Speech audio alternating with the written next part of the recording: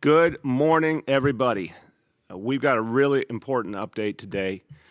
And let me start by saying the people of this city should be very proud of the fact that New York City is showing the entire nation what it looks like to get people vaccinated. 75% of all adults have had at least one dose. Our kids getting more and more vaccinated every day, 12 years old and up. We are driving vaccination in every conceivable way. It is our number one strategy. It is the way forward. It is the thing that makes a difference. And we're driving it all the time. And the bottom line is nothing is as effective in defeating the coronavirus, stopping the Delta variant. Nothing compares to vaccination. So that's our singular focus, vaccination. But we're also really sober about the fact that the Delta variant is a tough enemy spreading. And there's a lot of concern out there about the Delta variant. And there's been particular concern about breakthrough cases when, in fact, someone is vaccinated but still ends up with contracting COVID. But we have new data today that's really helpful, and it helps you to recognize just how powerful vaccination is. This is from the New York City Department of Health, and it's really important news because it makes clear that vaccines continue to be extremely effective, not just effective, extremely effective. Yes, there are some breakthrough cases, that's true. But the bottom line is vaccine overwhelmingly works on the things we care about the most, which is stopping people from being hospitalized, stopping people from ending up with the most severe illnesses, and certainly, most importantly, protecting lives, stopping people from losing their lives to COVID. What the data proves is that breakthrough cases are incredibly rare. Here's the top line data. 0.33%, I'm going to say it again, 0.33% of fully vaccinated New Yorkers have been diagnosed with COVID, 1/3 of 1%. And 96.9%, basically 97% of COVID hospitalizations are unvaccinated. The folks who are hospitalized, 96% unvaccinated. Now, I've just been handed a note. We're supposed to hear from our health commissioner with this update. And if he can't get to an elaborate Zoom structure, why doesn't he get on his iPhone and zoom in with that spontaneous feeling? Let's see if we can get him back. I'm going to continue on to other things, but again, low production values are okay, guys. Let's just get Dave Choksi. But again, 1/3 of 1% of fully vaccinated New Yorkers have been diagnosed with COVID. 97% of the hospitalizations, 97% are with folks who are unvaccinated. These are staggering facts. They're New York City facts. They're based on New York City research from our Department of Health. So there's a lot of understandable questions out there. There's rumors that spread and misinformation, but we want you to hear directly what the facts are. We will get them to you in a moment, and I want everyone to understand the vaccination efforts have developed so intensely.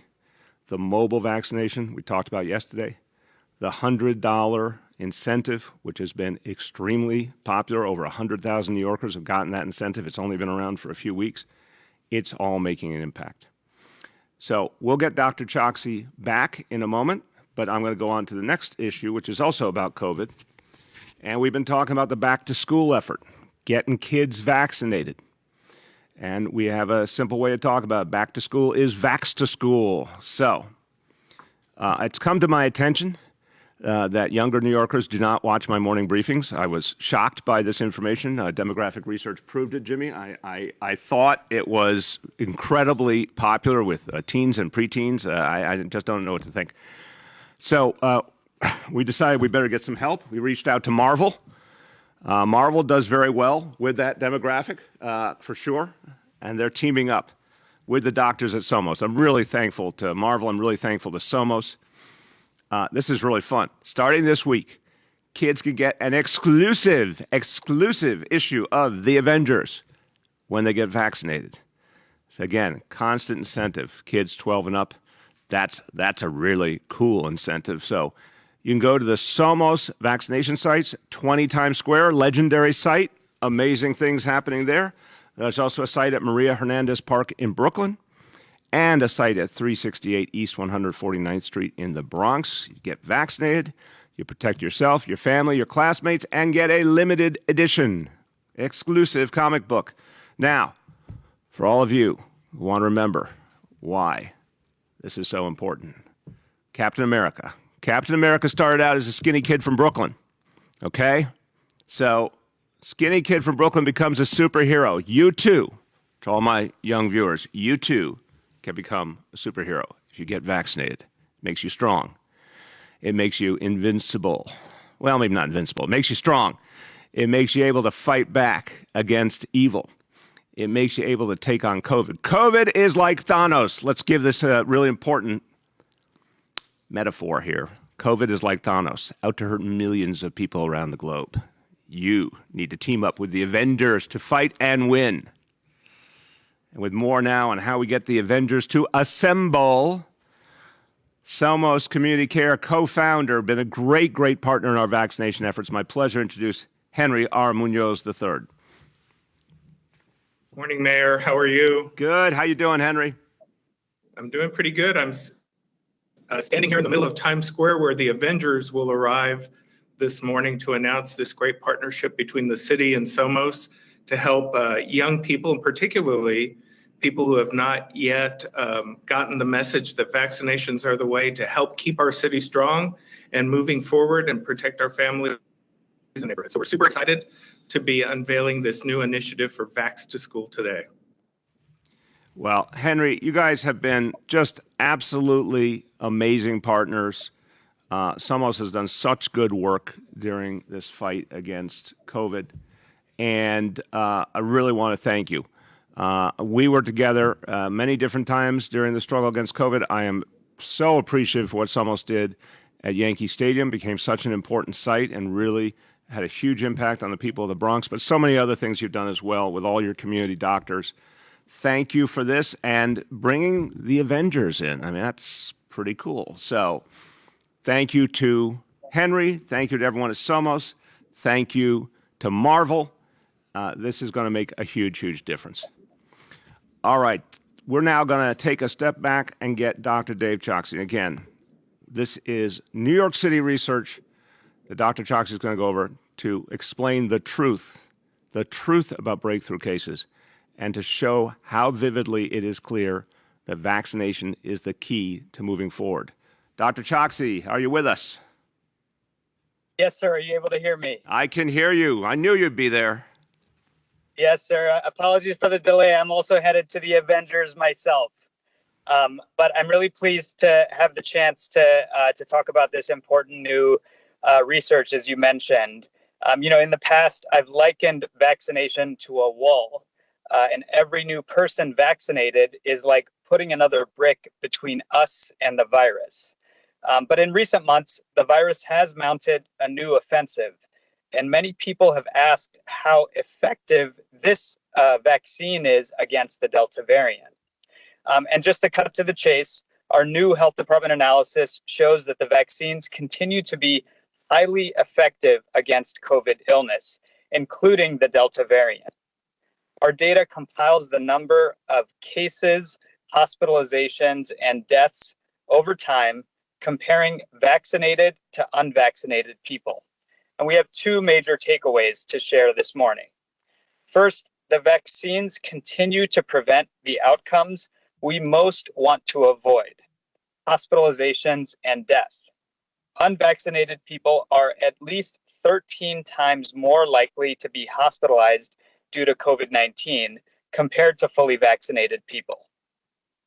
Second, COVID-19 cases in vaccinated people remain uncommon, but have increased in recent weeks. This is likely due to the more contagious Delta variant, as well as higher levels of community transmission overall. Although you may have heard anecdotes about breakthrough cases, let's keep in mind that the plural of anecdote is not data. Our data shows that among fully vaccinated New Yorkers, only 0.33% were infected, 0.02% were hospitalized, and only 0.003% died. These findings, taken together with the most current scientific understanding from around the world, reinforce our core public health guidance around the importance of vaccination. The most effective way that unvaccinated people can protect themselves and their loved ones is to get vaccinated. And the highly contagious nature of the Delta variant is why we strongly recommend that even fully vaccinated people take some precautions, such as wearing a mask in public indoor settings. One of the reasons that I personally mask up, even though I am vaccinated, is to protect my young daughter at home, who is not yet eligible for the vaccine.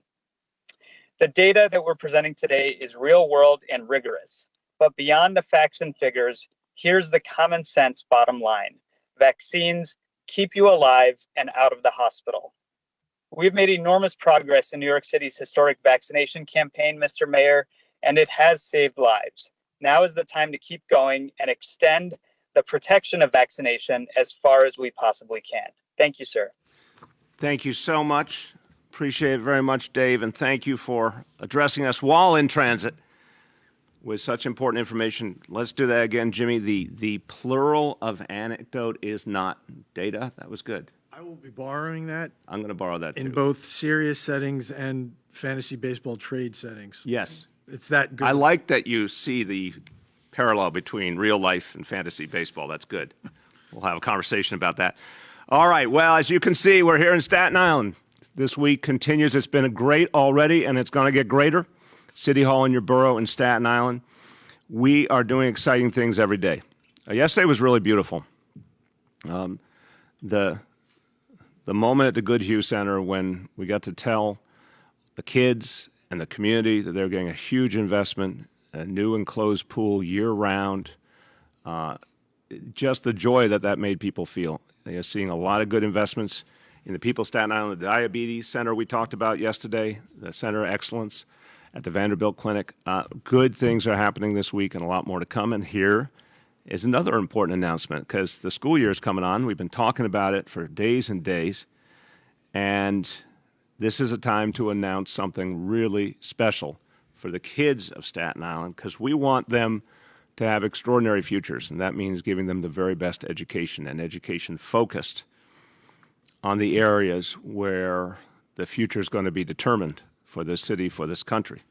So today we're announcing something very, very positive. Port Richmond High School will be Staten Island's first Pathways to Technology Early College High School. That is a mouthful, so it's usually called a P-Tech school. And it is transformative. It's really transformative for kids who go into a P-Tech school. It's a 6-year program. They get a high school diploma. They get a tuition-free associate's degree from the College of Staten Island. They get hands-on work experience. They get ready to participate in the technology community and make an impact for all of us. Great careers ahead, great opportunity ahead. The children of Staten Island are going to benefit from this incredible idea coming to Staten Island for the first time. Who agitated and constantly called and texted and emailed. You already know who it is, ladies and gentlemen. He is persistent. He is feisty. He is the borough president of Staten Island, Jimmy Otto. Thank you, Mr. Mayor. I've been vibing my old man in these waning days of our terms, and you've heard me reference him, I think, about at every event. And I'm holding in my hand one of his tools. He was a motorman, as you know, a train operator, they're called now, drove trains all around New York City. And I keep this in my office.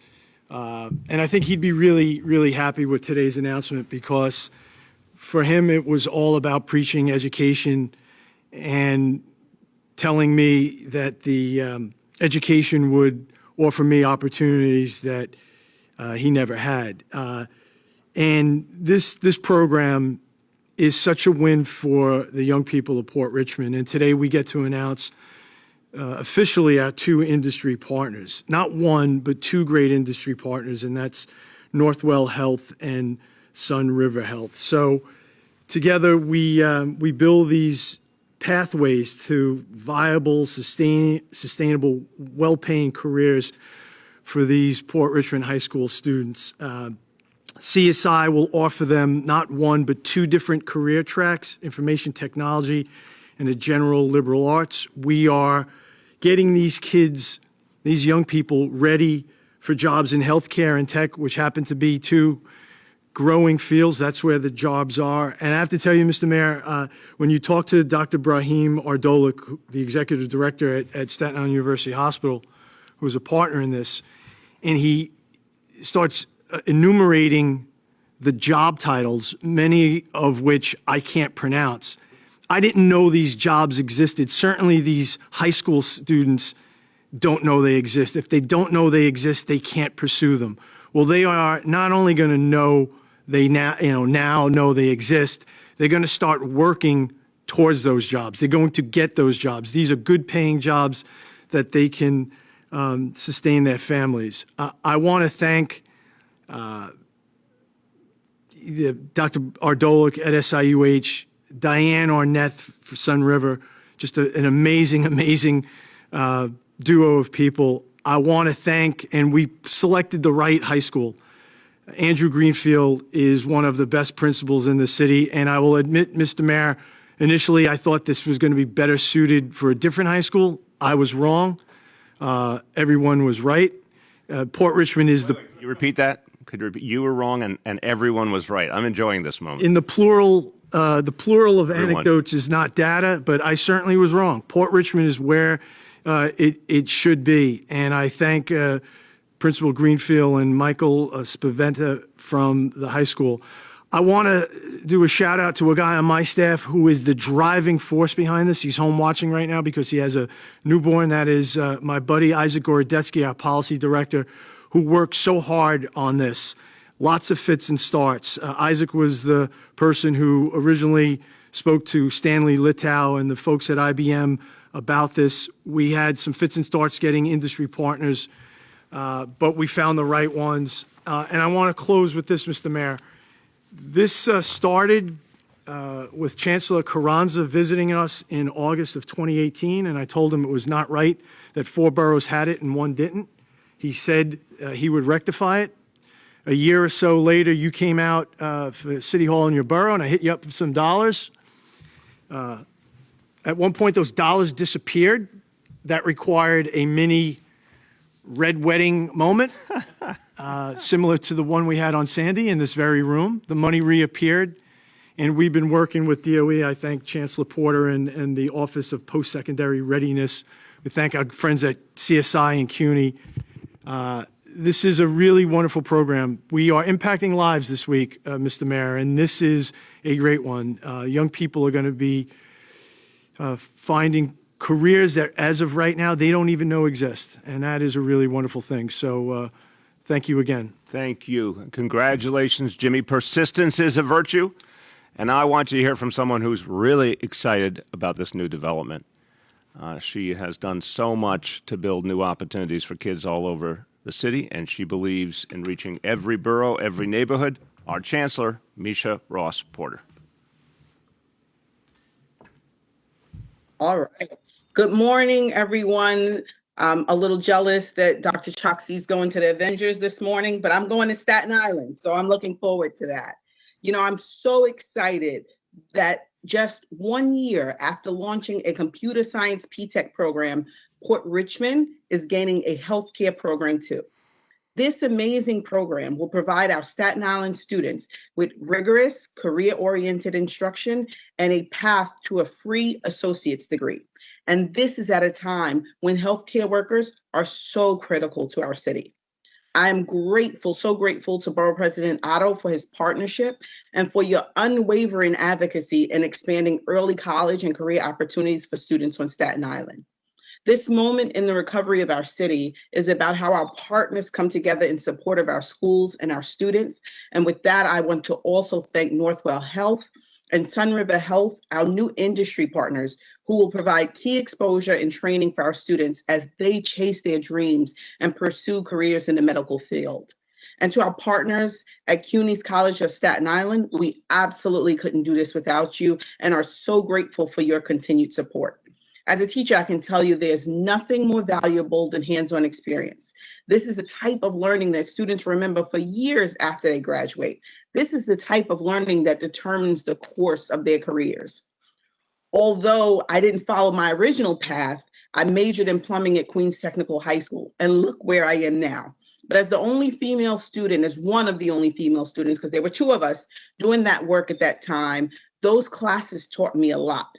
And it was the experience of a lifetime to get hands-on. As our city rebounds from the pandemic, partnerships like this will give students hands-on work experiences and college prep that will set them up for success in their careers and lives. Our students deserve every educational opportunity we can give them. And this program is a great example of why we need to bring our students back to school.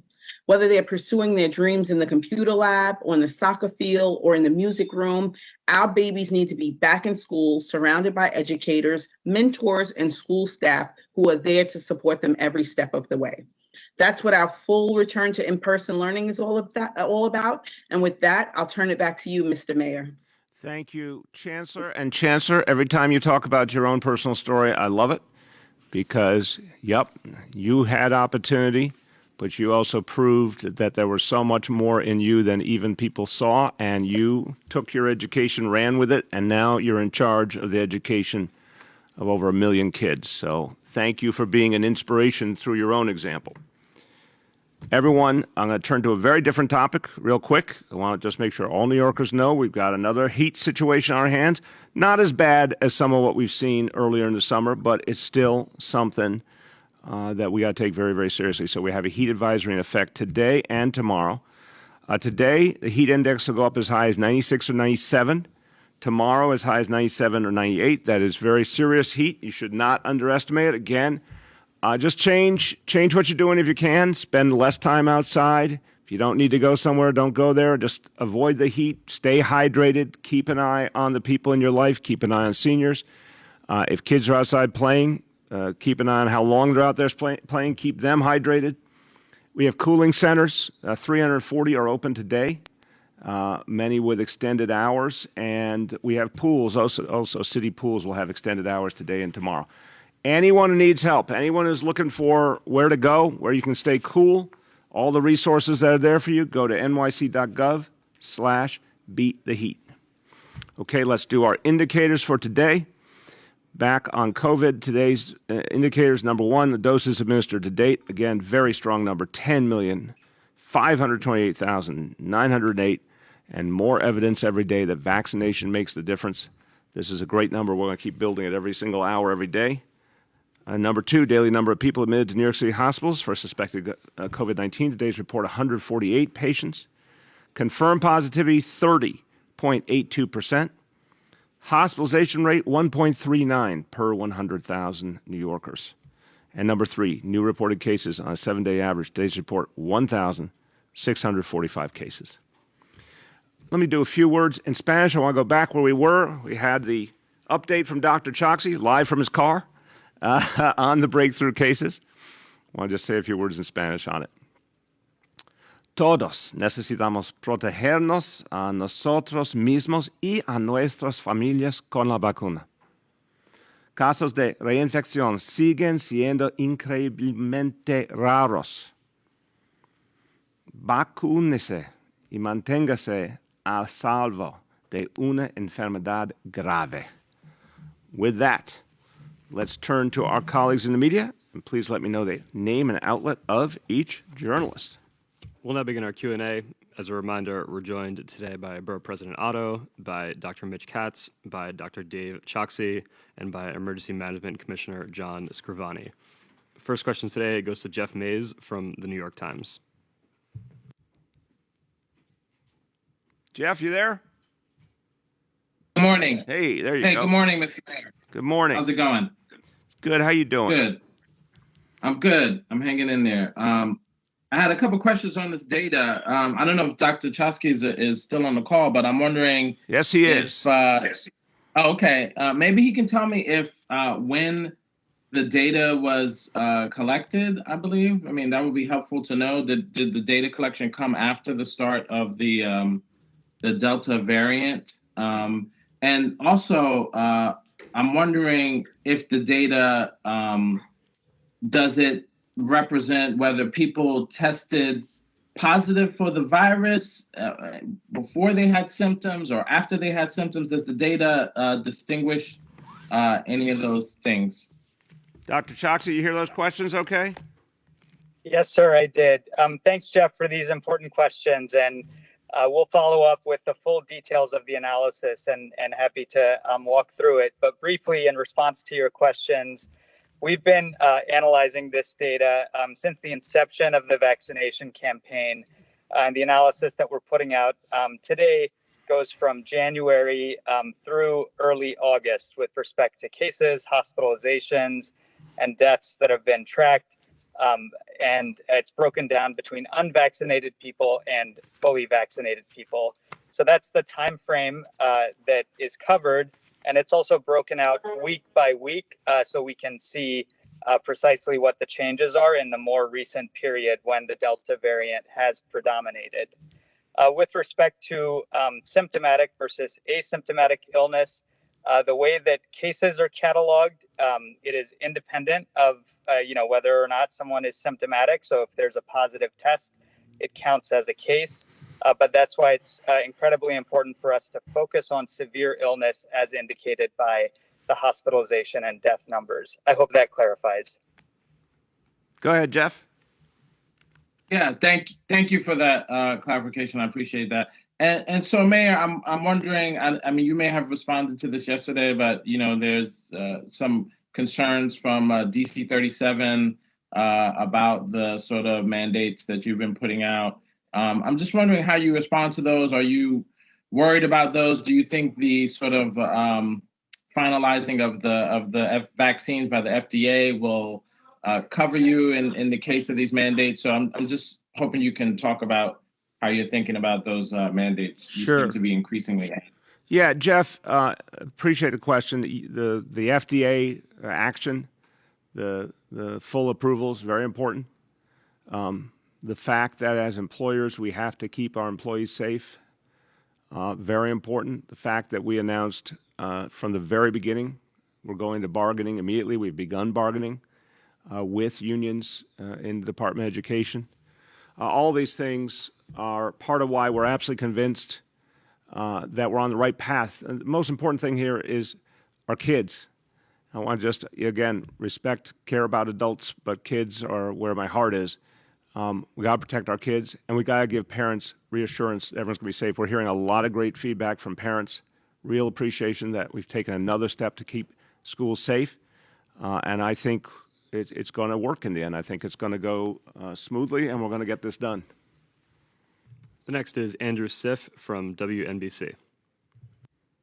Good morning, Mr. Mayor and the folks on the call. I want to follow up on Jeff's question real quick.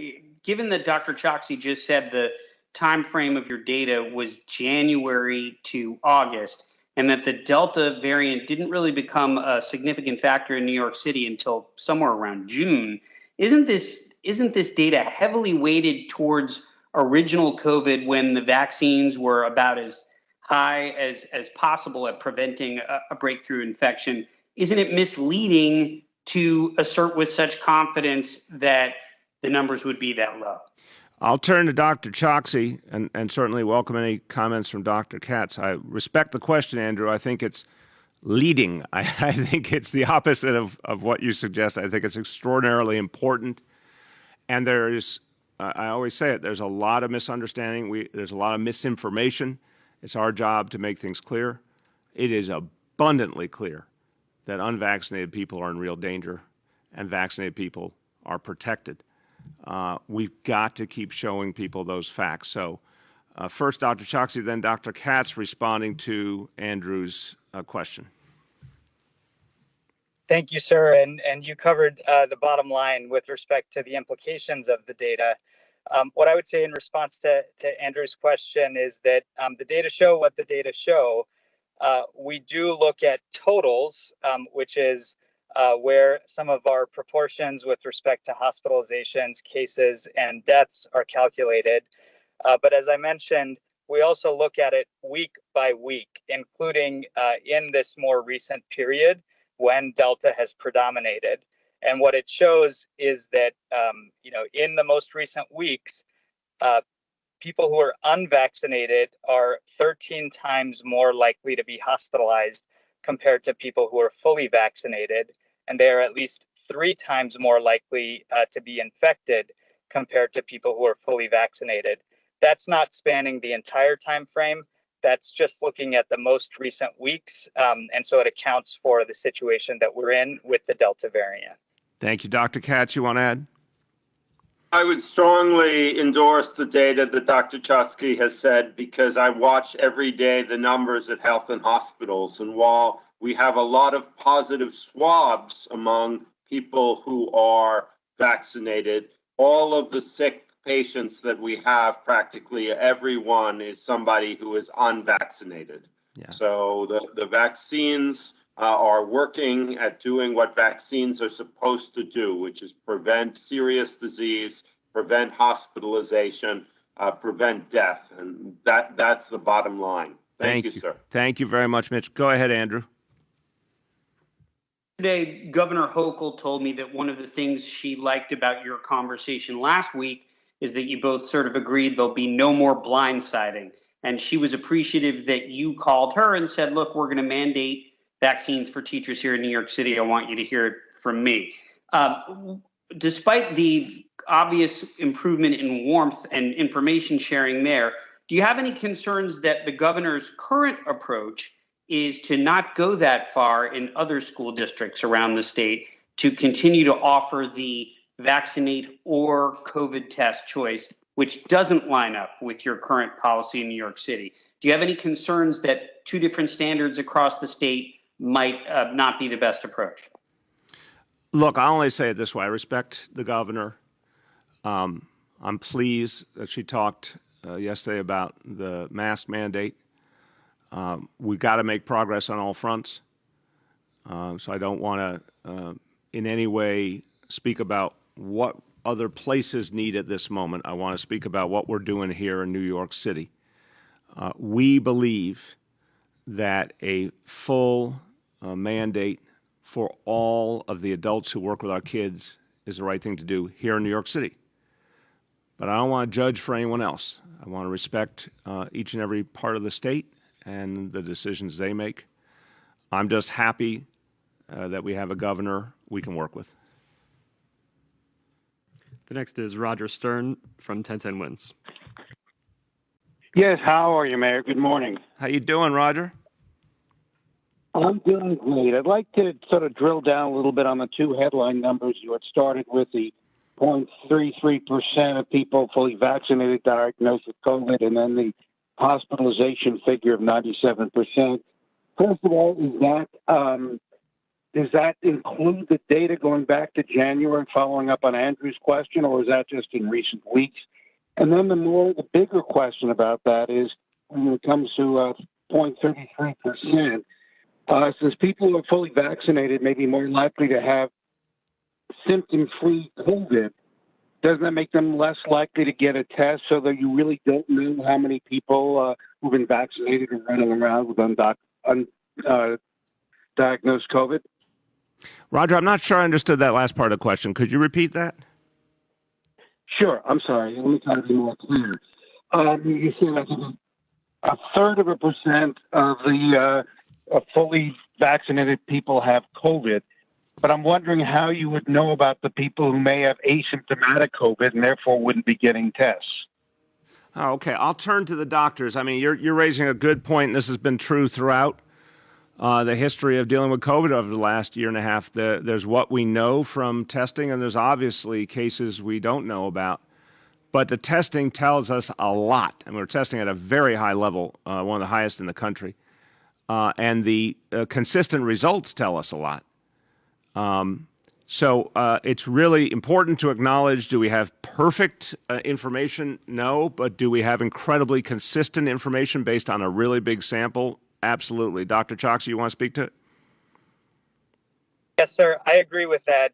We are continuing to test at rates that are significantly higher than most places around the rest of the country. It is true that people who are asymptomatic, whether they are vaccinated or unvaccinated, may not know to get a test. But because our analyses compare outcomes among vaccinated and unvaccinated people, that is one way in which it is factored into the data that we're presenting.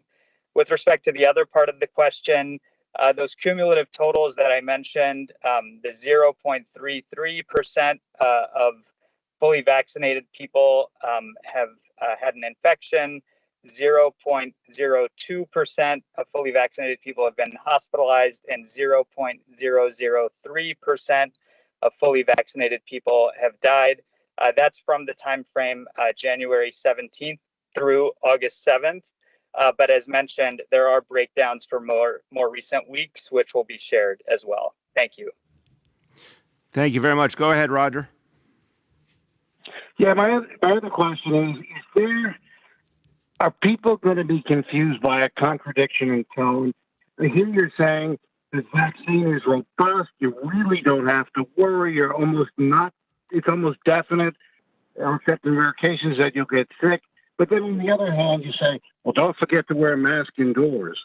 Is that some mixed message? Oh, God, I don't think so. I mean, respect the question, but I don't think so. I'll let the doctors at this one, too. I think the bottom line here throughout, I mean, Roger, we could not be clearer. Vaccination is the key.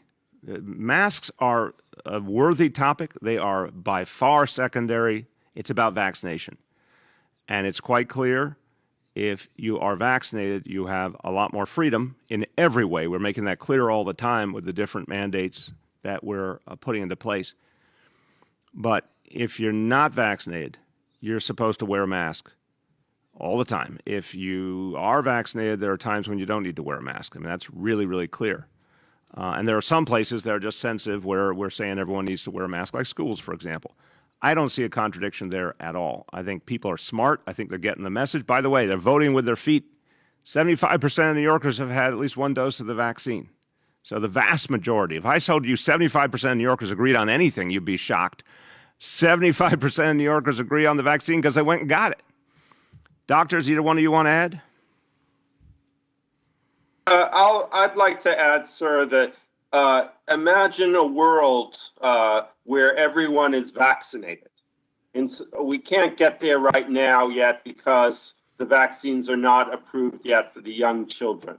But in such a world where we will be at some point when those vaccines are approved for the young children, if everybody is vaccinated, then the only thing we would worry about is whether or not people got sick.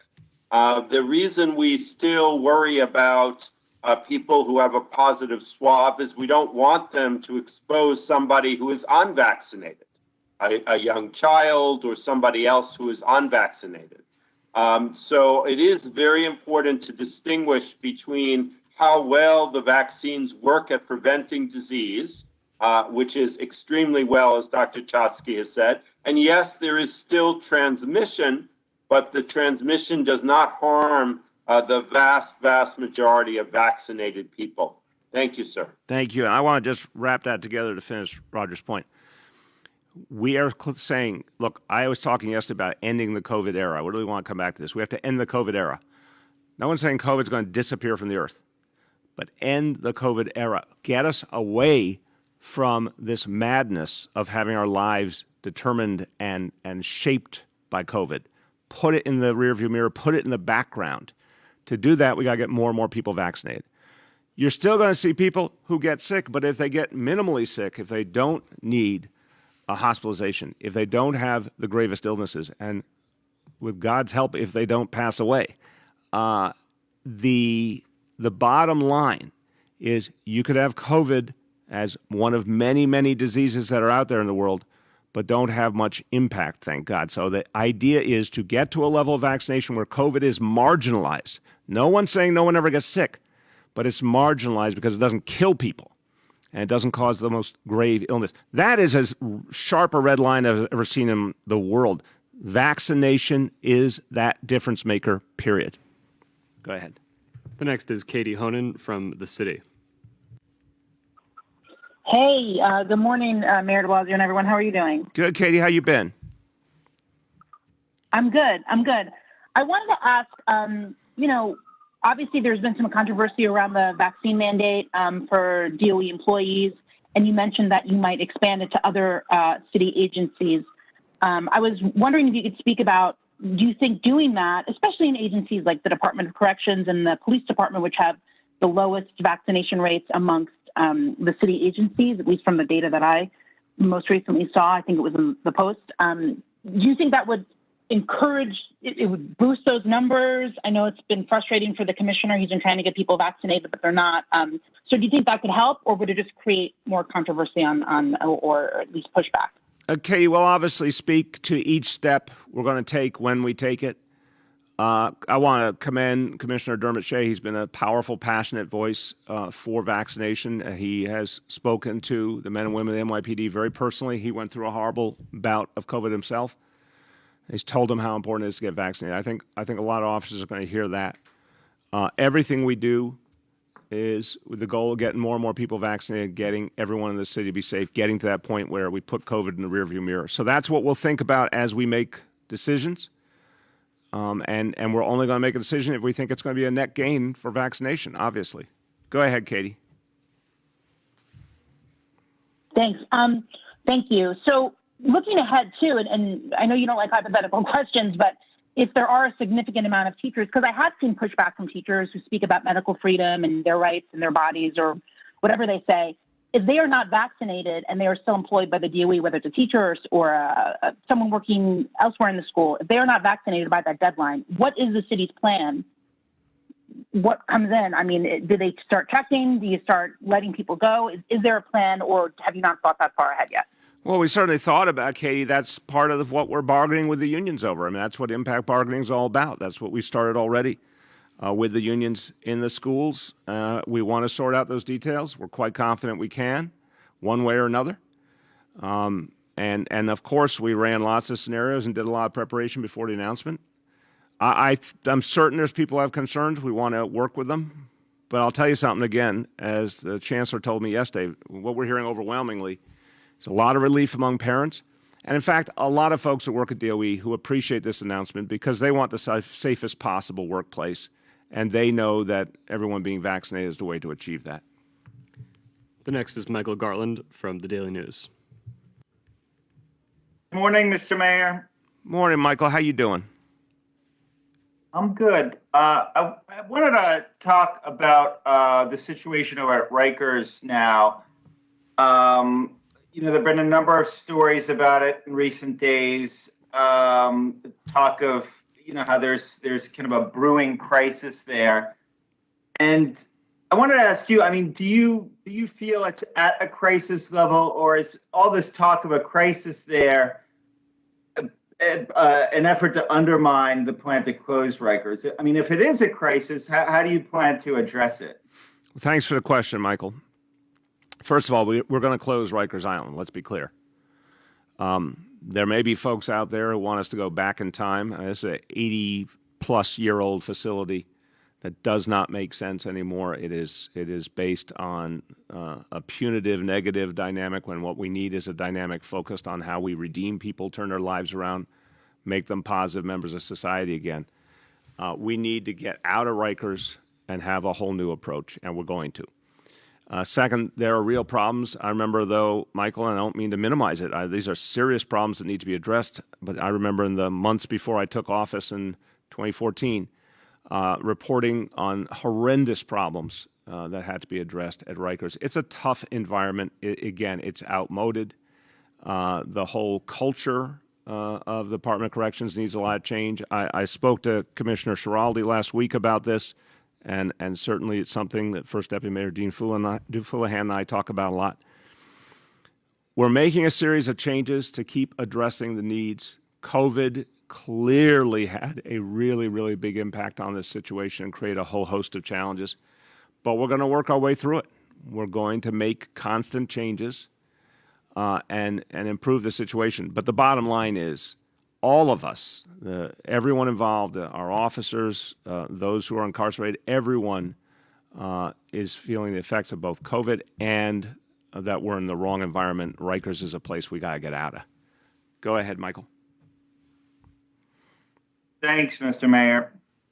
The jail population there is up 49% from a year ago. And, I'm wondering, do you think that increase has anything to do with you putting pressure on judges to set higher bail? Michael, depending on how you're doing your statistics, you remember a year ago we went through a very focused effort on a humanitarian level to get folks out of Rikers who could be safely removed because of the challenge of COVID. So we went to a really historic low in population because of those medically focused actions to get the most vulnerable folks out or folks who had minor sentences, et cetera. So I'm not sure the comparison holds. What is clear is the court system also wasn't functioning a year ago. So we were seeing all sorts of situations that would have normally led to someone ending up in Rikers as part of a functioning criminal justice system that wasn't happening. That is now happening again, particularly for violent offenses, and that's necessary. And we're seeing more and more folks leaving Rikers if they have to go upstate to prison being sent there. Again, that was jammed up for a while. That's starting to happen again. So I think we are fairly along in terms of restoring some normalcy, but we still have ways to go, and we still need the court system to really get to full strength so we can get that appropriate flow going. Our goal, of course, is the lowest level of incarceration possible. But where it is merited, particularly for gun violence, it has to happen.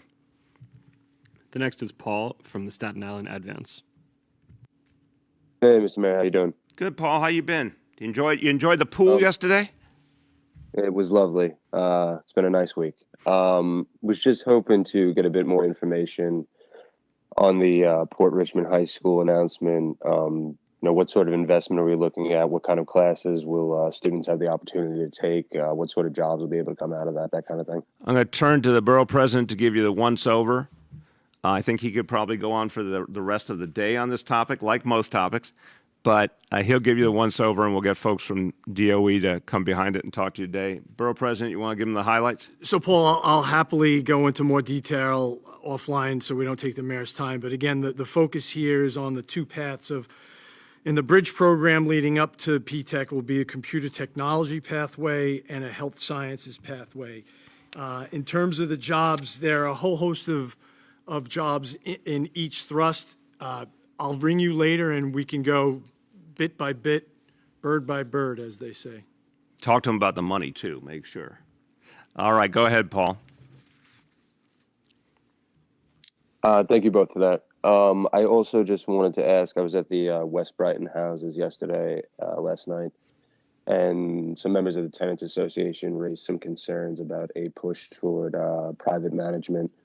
I was just hoping to get a sense of where the city is on that and, what you as mayor, your position is on that push. Thank you, Paul. This is something that is often mischaracterized. I appreciate you asking very much.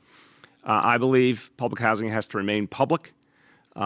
Anything we do has to have a legally binding dynamic where the land remains city land, the ownership is city ownership, the ultimate decisions have to be approved by the city. The rights of residents have to be continuous with what they are now. Resident representation has to be continuous with what we have now. All of that is being achieved. What we're doing is taking policy that emerged from the Obama administration that create a way to bring private financing in while maintaining public interest and public rights and public ownership. We need this. As good as some of what we're seeing on infrastructure is lately in Washington, for the first time in generations, we're seeing actual investment being put together. This is a game-changing moment, and it's going to help public housing. But the irony is the original Biden administration proposal for public housing for the entire United States of America was literally the exact same dollar figure that our public housing, NYCHA, needs to bring all of our buildings up to the quality level they deserve, $40 billion. So even if we get an influx of federal funding, it's not going to help us fast enough. We need this private funding too, but we're doing it in a way that 100% protects residents and the power of the public sector. We have time for two more for today. The next is Julia from the New York Post. Hi, good morning, Mr. Mayor and everybody else on the briefing. First, I'm wondering, Commissioner Shea and other top police department officials have been photographed flouting their own mask rules. Wondering why rank and file officers follow the rules or heed advice to get vaccinated if the leaders can't. The photograph was yesterday at police headquarters that was even tweeted out by DCPI. I haven't seen the photograph, but I remind you, if someone is vaccinated, it's a different reality. Someone vaccinated has the ability to do things that someone unvaccinated doesn't.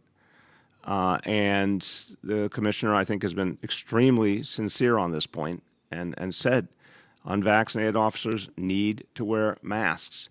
Vaccinated folks, it depends on the setting, obviously. I haven't seen the photo, but I've found him to be very consistent on this. Go ahead, Julia.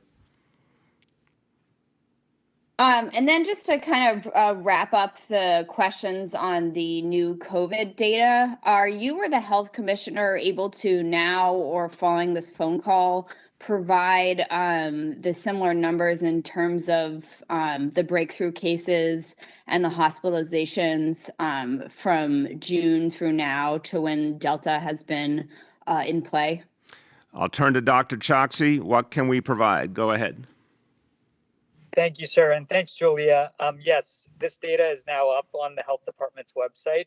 It includes the period that you just described. That's encompassed in what is being shared, and we'll be happy to follow up with you for any more detailed questions. Thank you. Thank you. Last question for today. It goes to Gersh from Streets Blog. Well, hello, Mr. Mayor. How are you enjoying your week on the Rock? The Rock is a happening place, Gersh. I am. No question about it. I am enjoying the culinary treasures of the Rock as well. Thank you, Borough President, for. I'm sure you have a good guide in Jimmy Otto. He is a culinary aficionado. Fantastic. Connoisseur. Anyway, Mr. Mayor. Go ahead.